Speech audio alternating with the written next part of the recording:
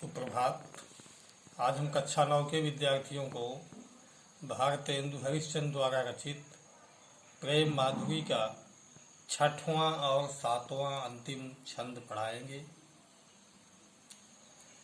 प्रसंग है बसंत के मौसम का आगमन हो गया है।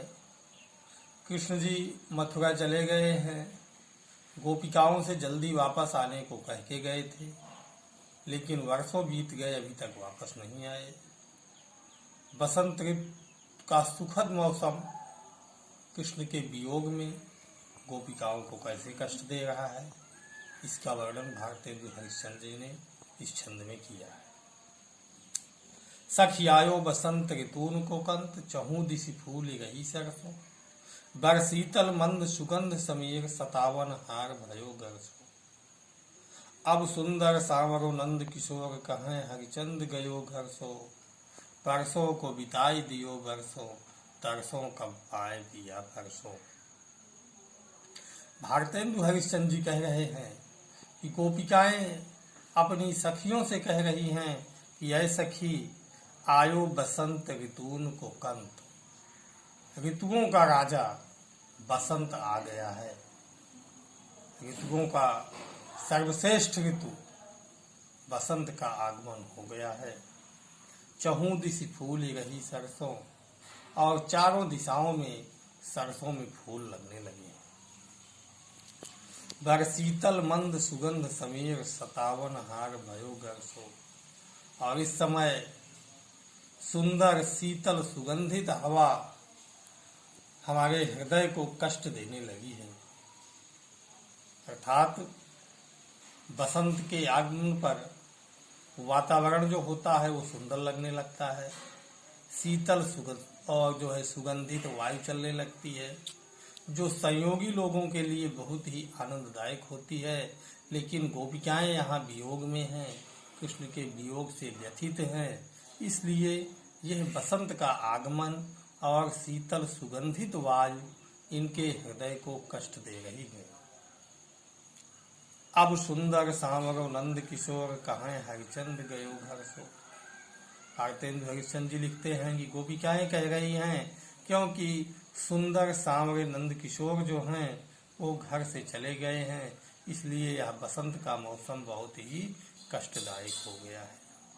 परसों को बिताई दियो बरसों, तरसों कब पाए पिया परसों। और अंत में भारतेंदु हरिश्चंद्र जी कह रहे हैं कि गोपिकाएं कह रही हैं, परसों को बिताए दियो बरसों। तीसरे दिन अर्थात परसों आने के लिए कहे थे, लेकिन वर्षों बीत गए, अभी तक उनका आगमन नहीं हुआ। तरसों कब पाए पिया परसों। और हम लोग तरस रहे हैं कि कब अपने प्रीतम के पैर का दर्शन हमको मिलेगा, प्राप्त होगा। और अंतिम छंद इस प्रेम माधुरी का, इन दुखियान को न चैन सपनों मिले, तासो सदा व्याकुल बिकल अकुलाएंगी। प्यारे हरिचंद्र जी की बीत जानी अवधि प्राण, चाहत चले पे संग ना समाएंगी। देखो न एक बारहून नयन भरि तो ही बाई, याते जौन जौन लोक जइहें तहाँ पछताएंगी। बिना प्राण प्यारे भय दर्द तुम्हारे हाय, मरह्यों पे आंखें ये खुली ही रह जाएंगी। इन दुखियान को न चैन सपनों मिले।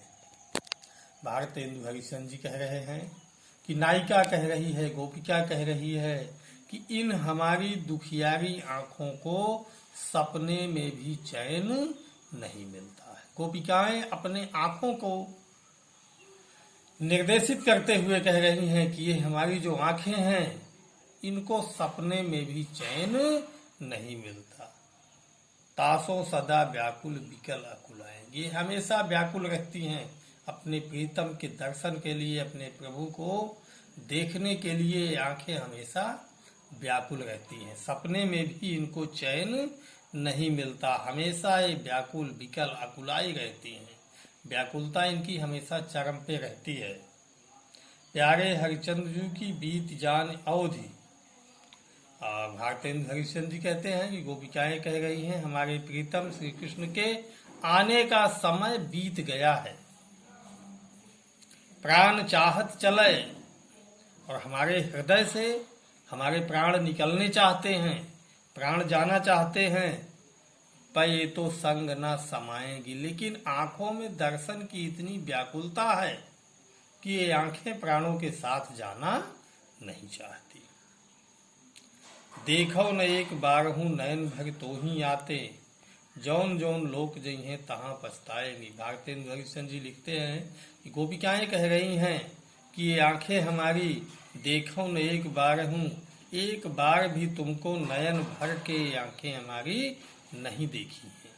इसलिए जिस जिस लोक में आंखें जाएंगी हमेशा इनको आपके दर्शन न मिलने का पछतावा लगा रहेगा। बिना प्राण प्यारे भय दरस तुम्हारे। इसलिए अंतिम लाइन भारतेंद्र हरिश्चंद्र जी लिखते हैं कि गोपिका कह रही है कि बिना प्राण प्यारे भय दरस तुम्हारे। है प्राणों से प्रिय हमारे प्रीतम, हमारे आराध्य, हमारे प्रभु, बिना तुम्हारे दर्शन के मरहों पे आंखें ये खुली ही रह जाएंगी। मृत्यु के बाद भी ये हमारी आंखें हमेशा खुली ही रहेंगी। धन्यवाद।